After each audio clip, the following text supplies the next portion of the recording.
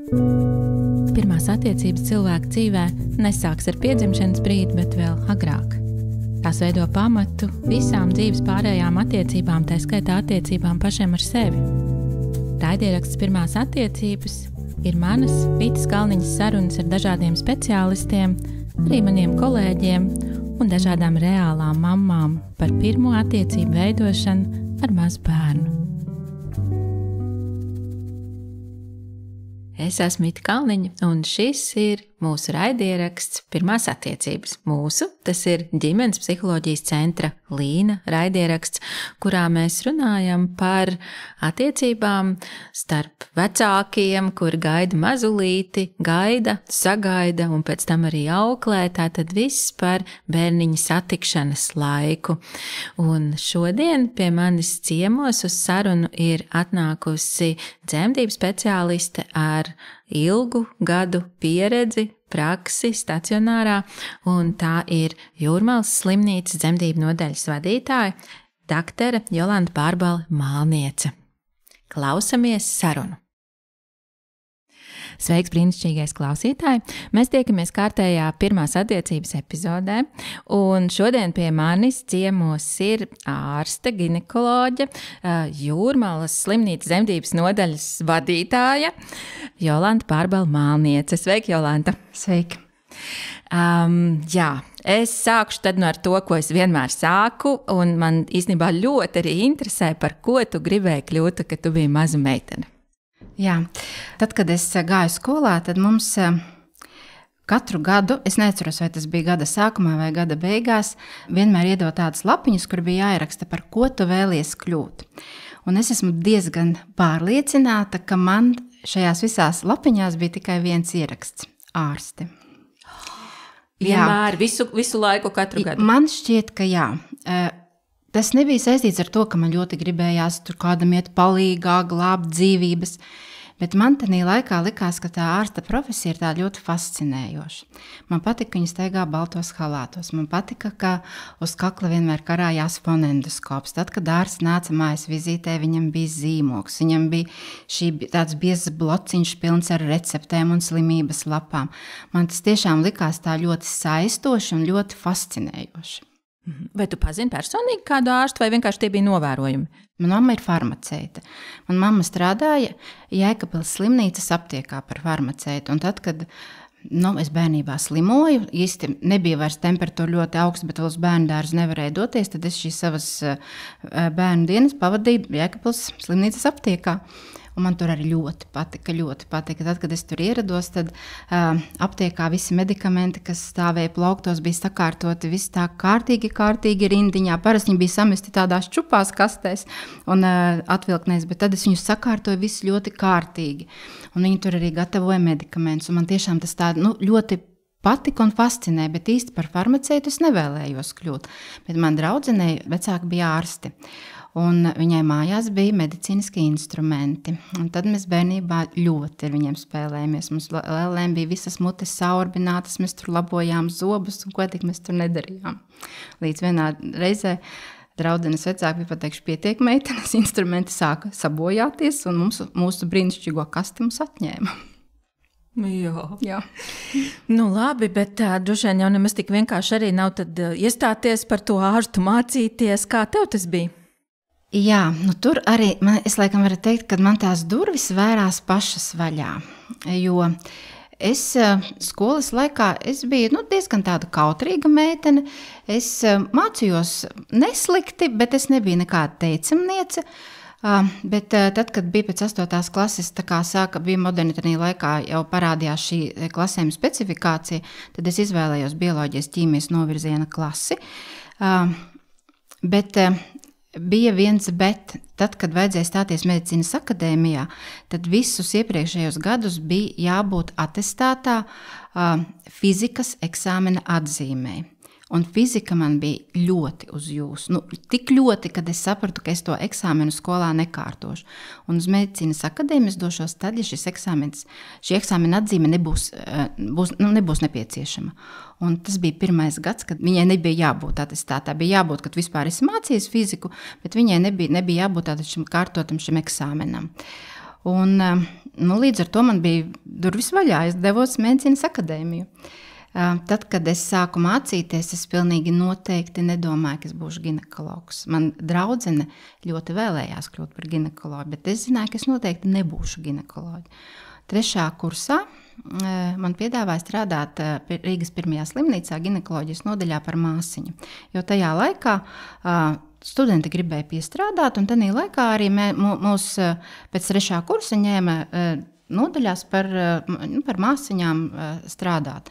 Un es aizgāju, un tad, protams, kad tu sāc saprast šo specialitāti, tev ārsti arī kaut ko vairāk parāda, iedod kaut kādu manipulāciju izdarīt, tu to sāc saprast, un tu saproti, jā, ka tas ir interesanti. Un tad es nolēmu doties uz ginekoloģijas rezidentūru. Tad, kad es iestājos rezidentūrā, es noteikti zināju, ka es būšu ginekologs, kas operēs ginekoloģiskās lietas, bet es nestrādāšu dzemdību nodaļā.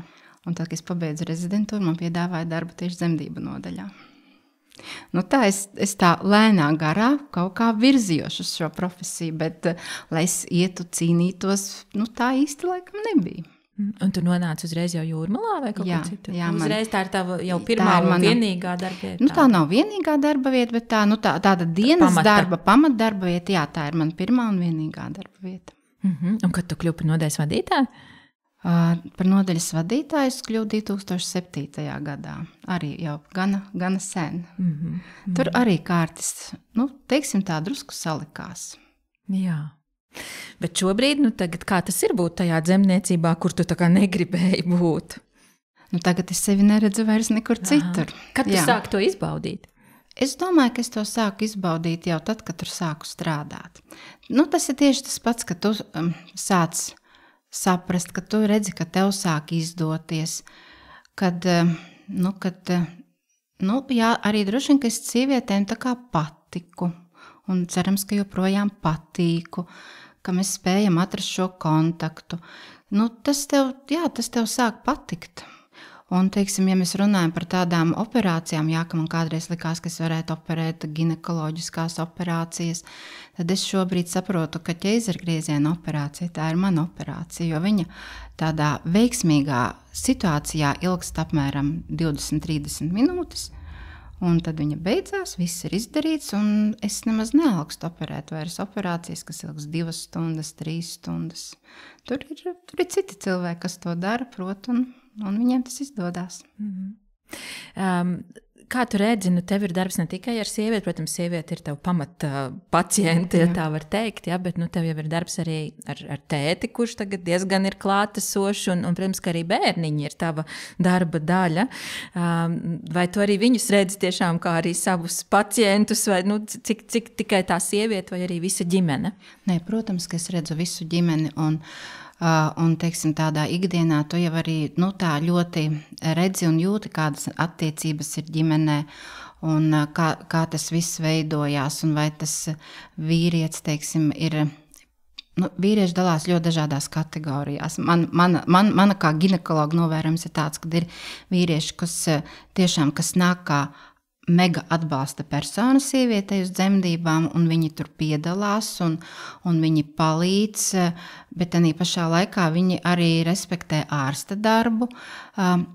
Ir vīrieši, kuri ir atvesti uz dzemdībām, un kuri īsti tur negrib būt, un tad viņi tur jūtās lieki.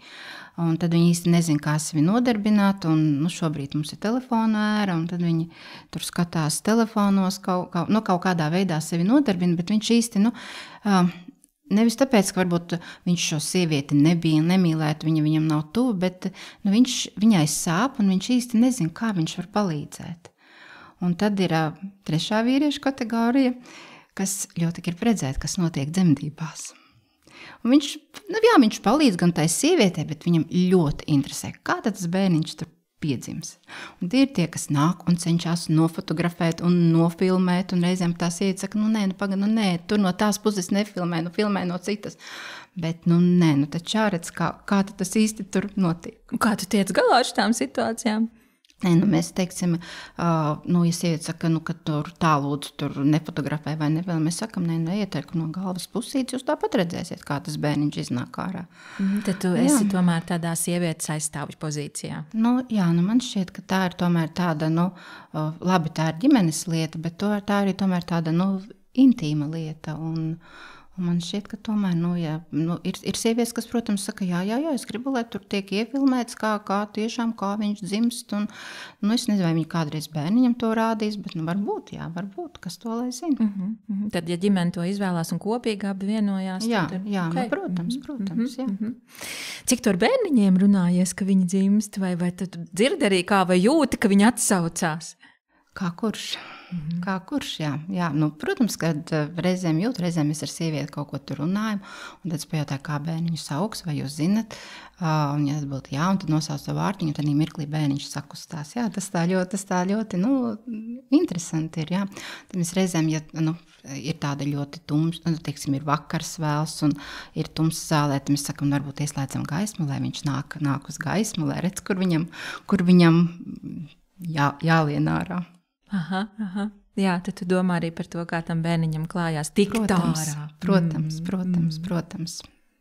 Bet tā patiesībā ir arī tāda ļoti, mums ir jādomā gan par mammai mēs varam pajautāt, kā viņa jūtās, bet, diemžēl, bērniņam mums ir atsevišķas ierīces, ar ko mēs varam kontrolēt, kā viņš jūtās, bet, īsti pajautāt mēs viņam nevaram.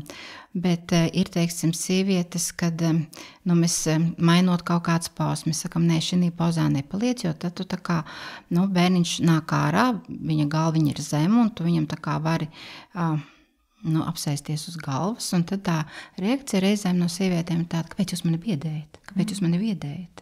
Jā, es neko negribu nodarīt savam bērniņam, bet jūs mani biedējat, ka es tagad apsēžos. Patiesībā, jo mēs nevēlamies biedēt, mēs tiešām gribam, lai visiem viss ir labi.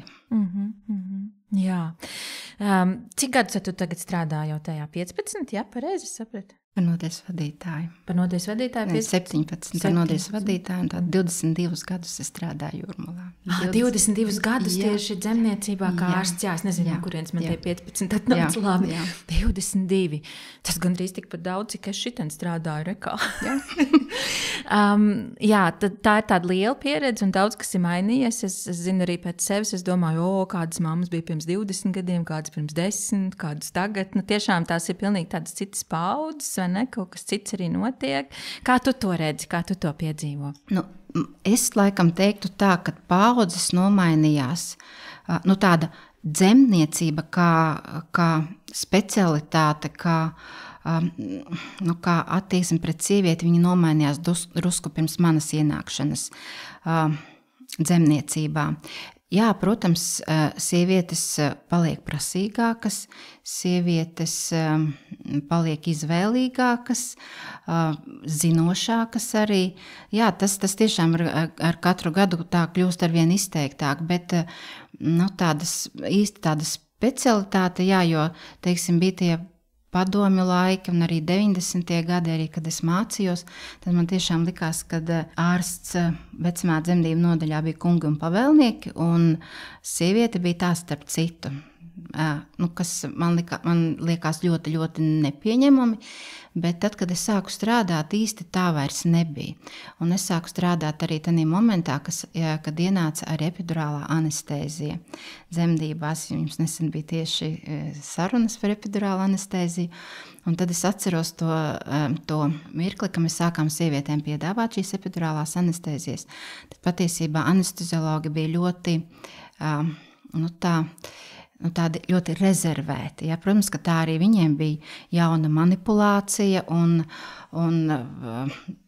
arī viņa bija jāapgūst un viņi nevienmēr tā gribēja nākt. Viņi vienmēr centās izjautāt, vai tiešām nav kaut kādas indikācijas vai kontraindikācijas, kāpēc tagad atteikt to anestēziju. Un tad pamazām, un tad jau tas tā aizgāja. Jā, man liekas, ka šobrīd tā dzemniecība ir palikusi tāda uz sievieti vērsta. Jā, mēs pirms sākām ierakst arī mazliet dabujām jau papļāpāt, un tu teici, ka šobrīd jau tās dzemdības ir daudz vairāk plānojamas. Vai tu vari mazliet pastāstīt par šo pārmaiņu? Par šo pārmaiņu. Jā, mums parādījušās ļoti daudz indikācijas, kāpēc grūtniecība būtu jāatrisina negaidot 41 nedēļu. Nemaz nerunājot par 42 nedēļām, kas it kā skaitās šis normālais, laicīgais dzemdību ilgums, grūtniecības ilgums. Tātad parādījušās šīs daudzās indikācijas. Tās, protams, ļoti arī saistītas gan ar sievietes vecumu. Sievietes paliek vecākas dzemdētājas. Mums ir sievietes, kas 50 gados dzemdē bērniņus. Mums ir ļoti daudz šobrīd dzemdē sievietes pēc mākslīgās apaugļošanas. Un tātad ir šis indikācija komplekss, ka tomēr tātad ir šīs norādes, vadlīnijas, kad tātad šo grūtniecību nevajadzētu pārsteigāt. Un līdz ar to, protams, šī dzemdniecība paliek tāda plānojama, jo ne jau visi bērniņi var vienkārši saplānot viņas dzemdības 39 nedēļās. Tātad visbiežāk tā ir dzemdību ierosināšana. Protams, kad mēs cenšamies izrunāt ar sievieti visu par un pret, apskatīt, cik viņa pati ir gatava dzemdībām, cik gatavi ir dzemdību ceļi, un tad pieņemt to lēmumu, varbūt kaut kādu dienu nogaidīt. Bet tāpat tās īsti jau tu negaidīs, jo ir tiešām bērni, kas izdomā dzimt 41 nedēļā. Un ja ir tās indikācijas, tad mēs ierosinām. Un tad reizēm ir situācija, ka dzemdību nodaļā mums ir nevis 4 sievietes ieradušās ar dzemdību kontrakcijām, bet ir ieradušās uz plānotu dzemdību palīdzību. Mēs liekam gēlus vai izmantojam kādu citu no ierosināšanas metodēm un šīs dzemdības ierosinām. Un ko tad tu esi novērojusi, kā tad parasti tālāk norises dzemdības, kuras ir ierosinātas? Ļoti dažādi. Es laikam teiktu tā, ka ir jābūt ļoti pacietīgam šī situācijā no ārstu puses. Un redz, nav jau tā, ka tā sieviete ierodās pie manis, es veicu šo ierosināšanu, un tad es ar viņu arī darbojos. Jo ir jau tā, ka es atnāku, mans darbs beidzās 5:00, un es viņu nododu dežūru daktarim. Un tad reizēm šajās dzemdībās viņai nomainās divreiz ārsti. Tātad nomainos es, tad atnāk dežūrārsts, un tad nākamā diena atkal notiek no rīta šī stafetes maiņa dežūrārstiem. Un tad, tas, kas atnāk pēdējais, viņam jau īsti nepatīk, ka tagad ir sieviete, kas jau tik ilgi mēģina dzemdēt. Un, tas, ko es esmu Jūrmalā novērojis, kad man liekas, ka mums varbūt reizēm pietrūkst šīs pacietības, novest šīs dzemdības līdz tādam, lai sieviete pati piedzemdē bērniņu, lai tātad ir šīs dabiskās, fizioloģiskās dzemdības, ka mums reizēm šīs dzemdības beidzās ar ķeizargriezienu tomēr, jo mēs uzskatām, ka tātad šis kakls nevarās, un tātad ejam uz ķeizargriezienu. Bet, tu minēji tādu ārstu pacietību, kā atšķirās arī sievietes pacietība vai spēja būt tajā? Ļoti. Jo arī sievietes, protams, kad viņa ir ieradusies, viņa ieliek vienreiz zāles, ieliek otrais zāles, tad kaut kas pasāp, tad kaut kas notiek, tad atkal nekas nenotiek. Un, protams, ka viņas ļoti satraucās gan par sevi, gan par bērniņu, cik tad ilgi bērniņš var šādi ar kaut kādām tādām piltus kontrakcijām, kas īsti nepāraugt tādā aktīvā dzemdību darbībā dzīvoties, un reizēm tās sāpes pēc šo medikamentu ievadīšanas viņas ir kaut kādu mirkli ļoti intensīvas pat, un tad atkal apsīkst, un, protams, kad arī, viņas saka, varbūt, kad jātaisa ķeizargrieziens. Jā, tā tas ir. Cik liela nozīme tajā visā ir tam, cik sieviete ir varbūt gatavojusies dzemdībām? Ko tu par to novēro? Jo es domāju, ka ir droši vien tādas, kas ir ļoti, ļoti gatavojušās un varbūt pat reizēm es teiktu pārgatavojušās, jo ir izgājušas visus iespējamos kursus, nevis vienus, piemēram, izvēlējušās. Tur arī, kā tu to redzi? Gatavošanās dzemdībām ir svarīga manā uztverē, bet, manuprāt, tas, kas sievietei būtu šajā gatavošanās procesā tā kā jāiemācās, ir tātad, kas vispār notiek dzemdībās. Tātad, kādi ir šie dzemdību periodi, kādas ir sajūtas šajā dzemdību periodā, kā viņa sev var palīdzēt, kādi ir kaut kādi šie sarkanā karoga simptomi, kad ir jāsāk tiešām satraukties un jādodās uz stacionāru. Tātad ir jāapgūst tādas pamatlietas, kas tiešām ir ļoti svarīgi zināt par dzemdībām, un tās pamatlietas, kā sev palīdzēt. Salasīties un noklausīties un satrenēties var ļoti daudz ko, bet, protams, ka dzemdību procesā tas ir arī diezgan stresains pasākums arī pašai sievietei, un ļoti daudz kas aizmirstās. Un reizēm tas, ko viņa ir mācījusies, tas nevienmēr tiek tā ļoti labi pielietots arī dzemdību procesā. Un, tāpēc man ir ļoti svarīgi gatavoties, bet nepārgatavoties. Manuprāt, ir ļoti svarīgi, lai tev ir plāns dzemdībām, bet lai tas plāns ir samērīgs un lai ir atstāts arī šīs taciņas, kur drusku atkāpties no tā sava dzemdību plāna. Jā, ir jābūt arī kaut kādam plānam B, jo dzemdības tas ir stress gan sievietes ķermenim, kad nevienmēr viss iet tā, kā tas ir izdomāts, ka es no rīta pamodīšos, padzeršu kafiju, man sāksies sāpītes, tad es vēl kaut ko padarīšu, tad man noies ūdenīšu, tad es došu. Ir sievietes, kurām tas strādā, bet ne visām.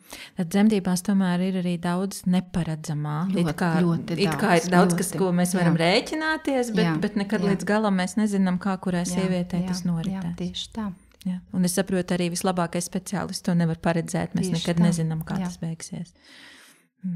Jā, tad tas, ko es reizēm ar sievietēm saku, kad ļoti, ļoti svarīgi ir arī kaut kā izdomāt, ko tu darīsi tad, kad tu galīgi vairs nezinās, ko darīt, kurš tev atgādinās kaut kādas lietas un kā tu vispār rīkojies tādās situācijās, kad visi plāni ir jāatmet, kā tu cik tu vari adaptēties kaut kam, padomāt par to iepriekš arī. Jā, šeit tāpēc jau esam mēs. Tāpēc dzemdību nodaļā vienmēr ir ārsts, vecmāte, bērnu dienas, kas var pateikt un palīdzēt, bet ir jāprot šī palīdzība pieņemt arī. Jā, un, lai pieņemtu šo palīdzību, ir jābūt savstarpēji uzticēšanai. Jā. Un, tas, ko mēs reizēm redzam, kad sievietes ir gatavojušās, bet ir šī tāda kā neusticība speciālistiem. Kad nāk un skatās, ko tu dari, vai tu nepaņem kaut kādu instrumentu, kaut ko pakluso, vai tu tagad tur neizdarīsi.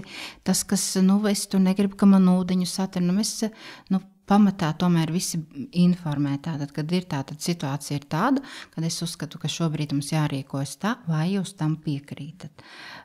Bet ir tāda šī neusticēšanās, un ja nav tāda šī komandas darba, jo komanda, protams, komanda ir ģimene, bet komanda ir arī dzemdībās speciālisti, kas tev palīdz. Un tur viņiem tiešām ir jāstrādā tandēmā, bet ja tu neusticies tam, kas tev ir priekšā, tad tas tā nav vienkārši.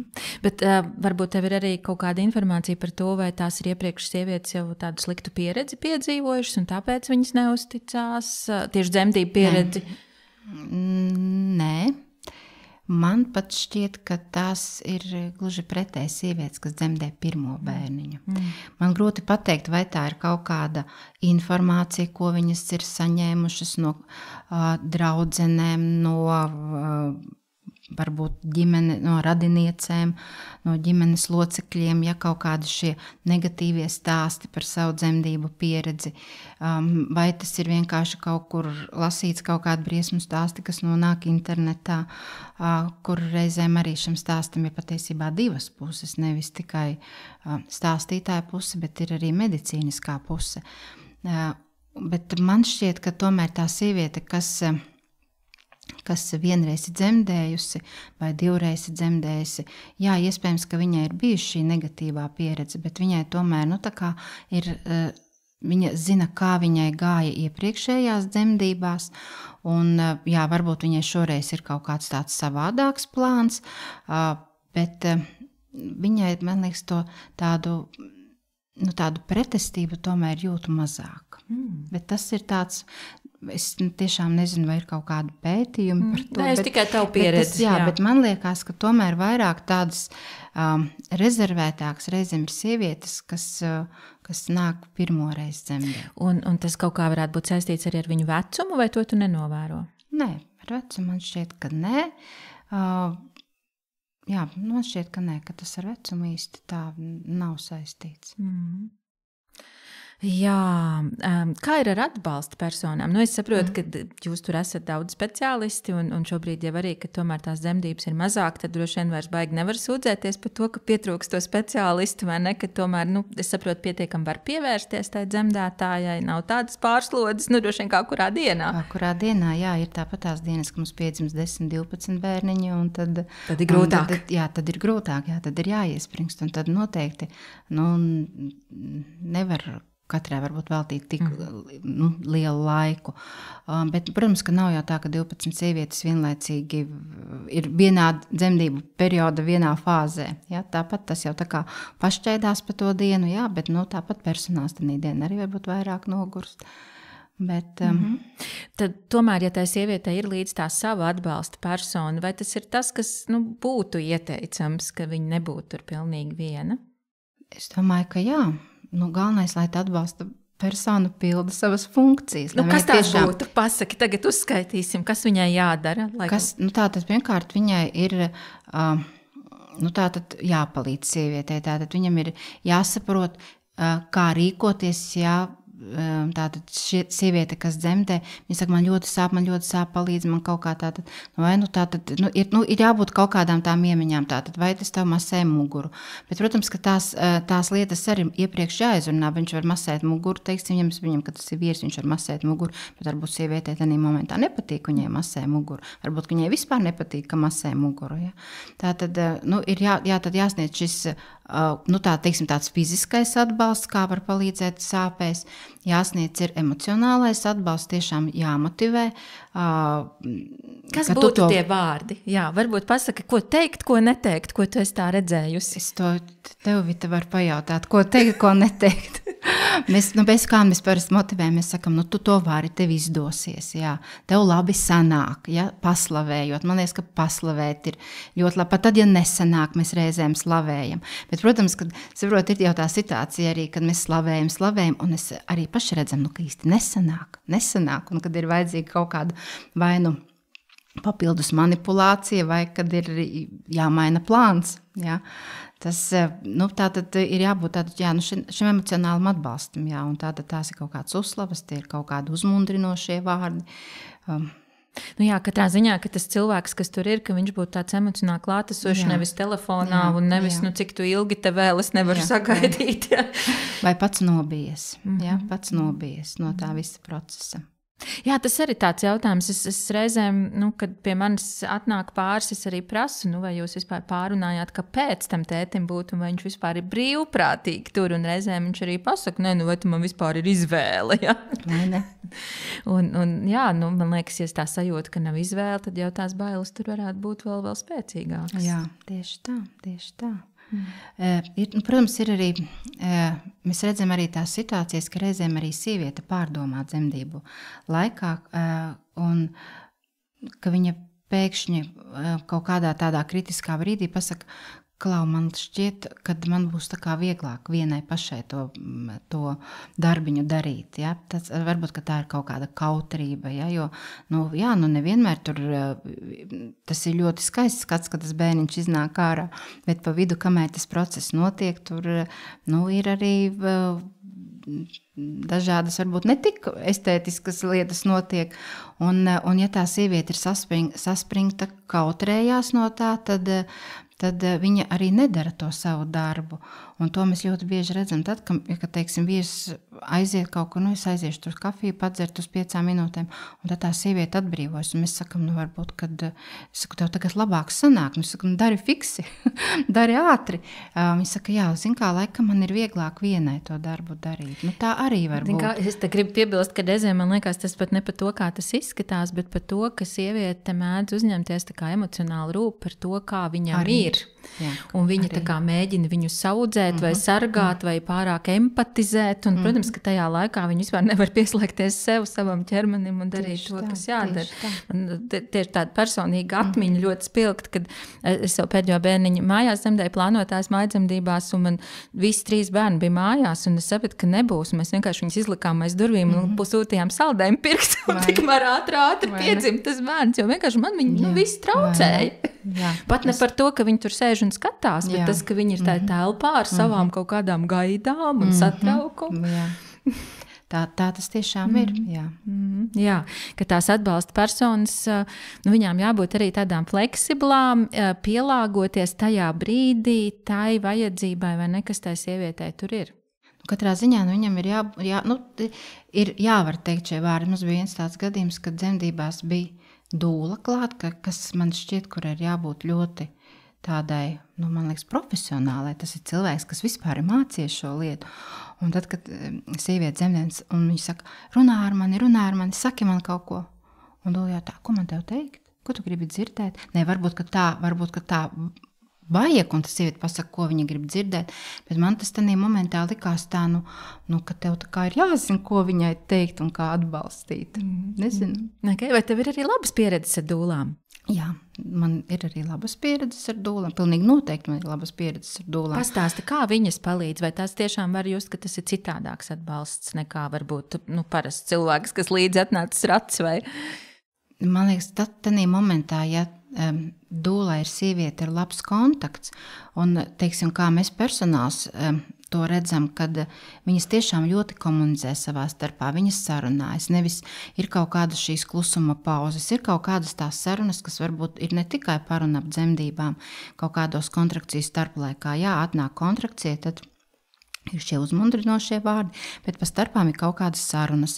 Ir kaut kā, teiksim, atnāk kontrakcija, tiek mainītas pozas, tiek uzdoti jautājumi, ir atbildes, kā tev ir ērtāk. Vai es tev daru šādi, vai tu jūties labi, ka es tev daru šādi. Ja? Tas tāds, tiešām tāds, liekas, ka tādas tuvas attiecības viņām ir. Tas, man liekas, ka jā, ka tas ir tā ļoti, ļoti, kad viņas ir atradušas kontaktu, ka viņas ir atradušas vienu otru un ka tiešām tas viss tiek virzīts uz tādu produktīvu iznākumu. Jā, es domāju, it īpaši, ja ir varbūt mazāk laiks tajā brīdī personālam, jā, tad tas ir tāds viennozīmīgi liels. Jo redz, personāls tev nebūs klāt, teiksim, ja dzemdības ir 12 stundas, nesēdēs vecmāte klāt 12 stundas. Ir ties dzemdību sākuma etaps, kad ir šīs kontrakcijas, kad dzemdes kakliņš lēnām vērās, tas prasa laiku. Un tad, protams, kad sieviete ir tātad ar šo savu pavadošo personu. Tā riktīgi klātesoša personāls ir tad, kad tuvojas iztumšanas periods. Jā, tad, kad tuvojas iztumšanas periods, tad tur tiek jau tādas aktīvākas pozu maiņas. Mēs skatāmies, kur ir tā poza, kad bērniņš labāk slīt uz leju, bet kamēr vērās dzemdes kakliņš, mēs ļaujam sievietei tā kā, brīvi darboties. Ja? Viņa var ieiet dušā, viņa var sēdēt uz bumbas. Protams, kad ir šīs kaut kādas apskates pēc kaut kāda laika, un tad mēs sakam, kad iet labi, darbiņš tiek darīts labi. Bet ir, ka mēs redzam, kad varbūt, kad ir kaut kāds tāds pauzīt iesterēk, mēs sakam, nē, ko tu darīji šajā laikā? Viņa saka, sēdēs bumbas, piemēram. Mēs sakam, pamaini pauzu, ja, paguli vai pastāv dušiņā. Tātad šis pirmais periods, tad atbalsta persona ir vairāk ar sievieti, un personāls varbūt nav tur tik klātesošs. Bet tad otrajā iztumšanas periodā, tajā jau tad mēs aktīvāk vai no vecmāte vai ārsts ārsts vai abi esam klāt. Nu, tad nav tā, ka konkurē dūles ar vecmātēm vai ārstiem? Es domāju, ka noteikti nē. Ka viņi var papildināt veiksmīgi, sniegt dūlsniec pilnīgi cita veida atbalstu, kā tam arī vajadzētu idejiski būt. Tā tam vajadzētu arī būt, jo dūla tā kā nepieskarās šīm medicīniskajām lietām. Viņa ir tiešām šis emocionālais, fiziskais atbalsts, padot, pasniegt, pamasēt, uzslavēt. Un ja sieviete saka, priekš kam man dūla, man jau dakteri būs. Tā reizēm viņas saka. Ko tu domā? Vai tas ir tas pats? Nē, dūla un daktars nav viens. Nav pareizi. Dūla un daktars nav viens tas pats. Bet, protams, es saku, tātad, ja tev būs vīrs, tad es skaidri nospraužu šīs savas funkcijas. Es saku, protams, mēs ieradīsimies slimnīcā, es novērtēšu, kādā dzemdību etapā tu esi, bet es nebūšu tev visu laiku blakām.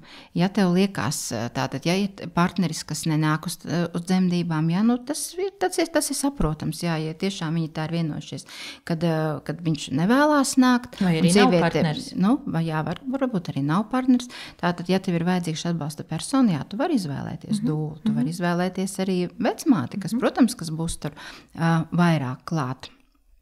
Bet, dakteris, protams, viņš neaizstāv dūlu. Tas un otrādāk. Jā. Man vēl ļoti gribas pajautāt tev, man tagad vairākas arī tādas sievietes, kurām jau ir bijis ķeizargrieziens, un viņas ir atkal stāvoklī, un tad tur, protams, ir daudz domu un šaubu par to, vai tad var pašas dzemdēt vai nē, un skaidrs, ka tur arī ir kaut kādi medicīniski izvērtējumi, bet cik es tās dzirdēs, arī ļoti tomēr atšķirās no speciālista un no viņa, es nezinu, uzskatiem drosmes vai no kā, cik tomēr ļaut vai neļaut sievietei. Ko tu par to domā? Katrā ziņā vadlīnijas šobrīd neparedz to, kad pirmais ķeizargrieziens, tas automātiski ir arī otrais ķeizargrieziens. Jā. Tātad šobrīd mēs tā kā iedrošinam sievietes, ka viņas var mēģināt dzemdēt pēc iepriekšēja ķeizargrieziena. Protams, kā jau iepriekš teicu, izvērtējot šīs medicīniskās puses, izvērtējot to situāciju, kāpēc ir bijis šis pirmais ķeizargrieziens, kādā etapā viņš ir noticis, vai tas ir bijis plānveida ķeizargrieziens, vai tas ir bijis akūts ķeizargrieziens. Es parasti saku, ka tās sievietes, kurām ir bijis, teiksim, akūts ķeizargrieziens pie ļoti laba dzemdiskā klatvēruma, ka viņas ir tā kā ļoti labas kandidātas dzemdēt, mēģināt dzemdēt vēlreiz, jo organismam ir atmiņa. Viņam ir atmiņa, un ja tas dzemdes kakliņš vienreiz ir vēries vaļā, un, teiksim, tas ķeizargrieziens ir bijis kaut kādu citu iemeslu dēļ, teiksim, vai ir bērniņam nomainījušies sirdstoņi, un tāpēc ir veikts ķeizargrieziens, tātad bērni interesēs, bet mammai viss ir bijis kārtībā, tad otrā reizē, viņai šīs dzemdības noteikti kā atkārtotas dzemdības, dzemdes kakls vērsies labi, un ja šajās dzemdībās bērniņš jūtās labi, viņa tiešām var brīnišķīgi piedzemdēt. Tāpat tās ir arī, ja ir bijis kaut kāds ļoti ilgstošas pirmās dzemdības, kad ir kaut kāds šis dzemdes kakla atvērums sasniegts, varbūt pat pilns, bet reizēm ir tā, ka dzemdē nepietiek vairs jaudas to bērniņu izstumt. Viņa ir strādājusi, savu izsmēlusi, un tas bērniņš vienkārši nenāk. Un tad mēs reizēm īsti nesaprotam, vai tur ir tāda kā nesadarība, vai tas bērniņš bija par lielu, vai tātad mammas iegurnim, vai tomēr tā bija tā kā dzemdes vaina. Tad ļoti bieži tā tiešām bija šī ilgstošā dzemdību darbība, un tā dzemde vairs nav spējīga strādāt. Šīs sievietes reizēm piedzemdē krietni lielāku otro bērniņu ar rētu, nekā pirmo ir piedzemdējuši. Man ir bijuši pacients, kas pirmais ir 3,400 un otrais 4,200 ar rētu jau piedzimis. Un ļoti, tiešām ļoti labi, un viss ir kārtībā. Un tu esi bijusi līdzās abos dzemdībās, abos gadījumos? Reizēm jā, reizēm nē. Bet, katrā ziņā, mēs cenšamies iedrošināt, protams, izvērtējot riskus, izvērtējot gan sievietes konstitucionālo stāvokli, gan anamnēzes datus, bet, mēs cenšamies iedrošināt. Jā, es domāju, ka cik daudz tomēr ir tur stāsts par bailēm, vai ne, kā izturēt bailes gan sievietei, gan arī iespējams ārstam kaut kādā brīdī, jo to riski jau tur tomēr ir ļoti, ļoti augsti, tie ir par dzīvībām. Jā, nu, teiksim, ja mēs pieejam tam ļoti procentuāli, tad dzemdes rētas plīst 1%. Jā, it kā tas nav daudz, bet protams, kad tad, kad tev dzemdē sieviete ar rētu, protams, ka tev ir šī tāda emocionālā spriedze, kad tu vienmēr atceries, ka tur ir tā rēta, un arī sieviete atcerās, ka viņai ir rēta. Un tāpēc es parasti tā kā arī rekomendēju sievietē, kuras dzemdē ar rētu, izvēlēties epidurālu anestēziju. Kādreiz tas arī drusku mainījies dzemdniecībā, kādreiz teica, ka sievietei, kura dzemdē rētu, nedrīkst dot epidurālu anestēziju. Šobrīd tas ir pilnīgi apgāsts, šis apgalvojums. Toreiz bija tā doma, ka tad viņa tā kā mēs labāk varam saprast, kurā momentā ir kaut kādas akūtas sāpes un tātad attiecīgi rīkoties. Bet šobrīd patiesībā epidurāla anestēzija ir ļoti, ļoti liels palīgs šajās dzemdībās, jo ir tā, kad sieviete, jā, viņa var ļoti gribēt piedzemdēt pati otro reizi, ja tātad ar šo rētu, bet ja viņa dzemdē bez anestēzijas, viņa dzemdē, un parasti sāpīgākais process ir tad, kad tuvojas šis pilnais atvērums, un ka bērniņš taisās jau slīdēt iegurnī iekšā un tātad virzīties uz izeju. Un tādī momentā viņas viss atcerās. Ir šis ļoti sāpīgais moments, un tad viņas atcerās, bet man taču ir rēta, man tā sāp, man taču ir rēta, dariet kaut ko, es domāju, ka man rēta plīst, un tas, protams, ir arī tāds stresa moments ārstam. Jā, līdz ar to, kad ja ir epidurāla anestēzija, tad tomēr bērna sirdstonīšu mēs varam kontrolēt, sieviete ir mierīga, viņai nekas nesāp, un tātad šīs dzemdības parasti norit veiksmīgāk. Jā. Mm-hmm.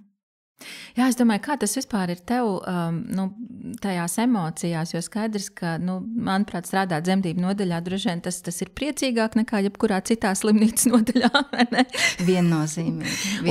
Un tomēr, tie riski jau tāpat tur ir klātesoši jā, visu laiku tomēr arī droši vien galvā jāspēj pieņemt pareizākie lēmumi, un neviens jau līdz galam nezin, kas tieši ir tas pareizākais, it kā ir vadlīnijas, ir pieredze, ja? Bet tāpat ir jāriskē ar to lēmumu. Kā tu vari to stresu izturēt? Es nezinu, kā es varu to stresu izturēt. Man liekas, ka jo es ilgāk strādāju, jo kaut kā tā nervu sistēma paliek tāda trauksmaināka. Bet katrā ziņā es varu pateikt to, ka mēs reizēm nodaļā esmu jautājis savām vecmātēm, ne visām, protams, bet atsevišķām, vai tev nekad nav gribējies būt, piemēram, par ārstu? Man viņas teikšu, nē, man negribās būt par ārstu. Es gribu būt, ir fizioloģiskas dzemdības, es šeit esmu, bet, ja man ir kaut kādā stresainā situācijā lēmumu jāpieņem, tad man tas nepatiktu. Un es savā galvā par to domāju, un es zinu, ka man patīk pieņemt šos lēmumus. Man patīk, ka es esmu tas cilvēks, kas var atnākt, izdarīt. Jā, tas reizēm ir liels stress. Ja rezultāts ir labs, tas ir arī mega liels gandarījums. Protams, ir kaut kādas sarežģītas dzemdības, kur varbūt piedzimst bērniņš, kurš pēc tam prasa kaut kādu, teiksim, tur medicīnisku palīdzību. Tas ir arī liels pārdzīvojums. Bet man patīk pieņemt šos lēmumus, man patīk to darīt. Un šis gandarījums, ko dod šis darbs, tas ir tāds, man liekas, nav otra tāda darba. Es jau vienreiz man pasniedza Jūrmalas doma tādu kā goda rakstu par šiem nostrādātajiem gadiem Jūrmalas slimnīcā. Un tad es arī teicu, ka, lai man piedod pārējie profesiju pārstāvi, bet es nezinu otru tādu profesiju, kas var sniegt šādu gandarījumu. Un man tiešām ir reizēm, kad es naktī braucu no līguma dzemdībām mājās, un tās dzemdības ir bijušas tāds grūtas, bet bērniņš piedzimis labs. Es braucu ar tādu prieku mājās, kad es tā nejūtos, ka es braucu nakts vidū. Man tiešām ir enerģija, jā, ir arī nogurums, bet ir arī tāds ļoti liels prieks par padarīto darbu. Tie hormoni, kas pielīpot arī tiem, kas piedalās dzemdībās no tās dzemdētājas. Jā, droši vien. Vai ne? Tāds milzīgs pacelājums. Jā, kā tu atkopies pēc sava darba? Jo es zinu, tev visādi hobiji, vai tu esi ar mieru bišķiņu pastāstīt, kas ir tas, kā tu atjaunojies? Kā es atjaunojos? Nu, laikam ar atjaunošanās man nemaz neiet tik labi. Jo man ir 2 bērni, kas prasa diezgan lielu iesaisti viņu hobiju attīstībā un viņu skolas gaitās, bet man patīk ceļot, man patīk dažādas spā procedūras, man patīk reizēm aiziet uz kino, uz teātriem, jā, man patīk ļoti iet uz teātriem, jā, un tad, kad ir iespējams, tad es to arī izmantoju, jā, tāds satiekos ar draugiem. Tu paspēji visu tās lietas? Es cenšos, jā, cenšos. Tu zini, cik bērni jau ir piedzimuši tavās rokās, vai ar tavu palīdzību? Es nespēju saskaitīt. Vispār nav, es pat tiešām, varbūt kādreiz jāpaskaita, jā, bet man pat nav nekāds tāds priekšstats, ja godīgi. Kāds jau nāk arī maz bērnus pie tevis laist pasaulē, kad tu esi pieņēmusi varbūt to bērnu, teorētiski varētu būt pēc gadiem. Jā, man liekas, ka zinu vienu konkrētu, jā, kur atnāca puisis un teica, man mamma teica, ka jūs bijāt arī manās dzemdībās. Super! Jā, bet tas bija puisis. Bet, ka meitene būtu atzinusies, jā, tā vēl vai, ka mamma būtu atvedusi un teiks, kur es dzemdēju šo meitiņu pie jums, tagad viņa nāks. Laikam vēl. Tā jau tūlīt būs. Jā, droši vien. Vai ne? Jā, man vēl tāds jautājums, tu kādreiz arī varbūt kaut ko lasi, vai ir kāda grāmata, ko tu varētu ieteikt? Es ļoti lasu bērnu literatūru šobrīd. Kādu? Tās brīnišķīgas parasti. Kāda bērnu literatūra? Ieteikt? Bērnu literatūru es lasu tāpēc, kad, kā mēs zinām, mūsu bērni šobrīd lasa ļoti ļoti negribīgi, bet kaut kāda viņiem tā ieteiktā literatūra ir. Un tad es viņus tā kā motivēju, un es saku, labi, es tev palasīšu priekšā tagad vienu nodaļu, pēc tam tu palasi vienu nodaļu man priekšā, mums kaut kā tā grāmata ir tā kā jāpievar. Un tad es pārtieku no šīs bērnu literatūras. Un patiesībā grāmatas ir tādas ļoti es arī cenšos izvēlēties tādas grāmatas, kas būtu tādas pamācošas un tiešām interesantas. Tad mēs esam lasījuši, pēdējā, ko mēs ar meitu lasījām, bija Kaušļu sirds par tādu puisīti, bet kas patiesībā nāca no tādas netik labvēlīgas ģimenes un par meitenīti ar īpašām vajadzībām, jā, un par viņu attiecībām. Jā. Tā bija tā, ko mēs ar meitiņu izlasījām pēdējo grāmatu. Pat es izlasīju pēdējo Zanes Daudziņas grāmatu. Un ieteiktu citiem? Droši vien, jā. Es domāju, ka viņi ļoti daudz ir izlasījuši. Viņa, man liekas, kaut kādus mēnešus 5 ir pirktākā vai pat ilgāk jau grāmata vispār grāmatnīcās. Jā, man bija interesanti viņu izlasīt, jo viņa ir mana vienaudze gandrīz laikam, un es tos laikus atceros. Es vienīgi lasu un domāju, kā viņa atcerās tik smalki, kāda izskatījās, tur, teiksim, piena paka, un tā, ka viņa to noraksturo tādā grāmatā, jā, tā tiešām bija. Bet, tās 3 stūra pakas, es pēkšņi atceros. Jā, tādas bija Rīgā, tādas nebija Jēkabpilī. Okay. Un tad, kad es atbraucu uz Rīgu, tad man viņas likās fascinējošas. Okay. Jā, paldies tev liels par sarunu, Jolanta. Vai ir kaut kas, ko tu varbūt gribētu novēlēt tiem vecākiem, kas vēl ir ceļā pie sava bērniņa? Un jā, varbūt vēl plāno grūtniecību, vai taisās drīz dzemdēt. Kas ir tavs vēlējums? Es droši vien novēlētu tā, ka tie, kas plāno, lai tas bērniņš nāk viegli, jā, lai nav jāsteigā pārstiem un jāmeklē iemesli, kāpēc viņš nenāk, lai tiešām bērniņš nāk viegli, lai viņš ir gaidīts, lai grūtniecības un gaidīšanas laiks ir jauks un viņš ir veselīgs.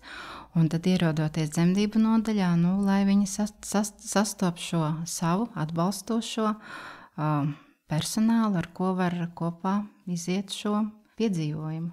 Paldies! Paldies tev, ka uzaicināji! Paldies, Jolantai, par sarunu, un es ceru, ja tu esi to vidū, kas gatavojas savām dzemdībām, tev ir kāds plāns A un plāns B, līdzīgi arī kā Jolanta runāja, un tu tiešām esi gatavs un gatava sadarboties arī ar tām atbalsta personām, kas piedalīsies jūsu dzemdībās, jo sadarbība ir ļoti svarīgs aspekts un uzticēšanās. Jā, Jolanta uzsvēra arī uzticēšanos savam dzemdību speciālistam vai savai dzemdību komandai, lai jums uzticēšanās pilnas attiecības vienam ar otru un arī ar atbalsta personām, un mēs ar jums tiekamies atkal pēc 2 nedēļām. Ja tev patīk tas, ko mēs darām, un tu vēlies pateikt mums paldies, uzsauc mums kafiju. Kā to izdarīt, var izlasīt raidierakstu piezīmēs.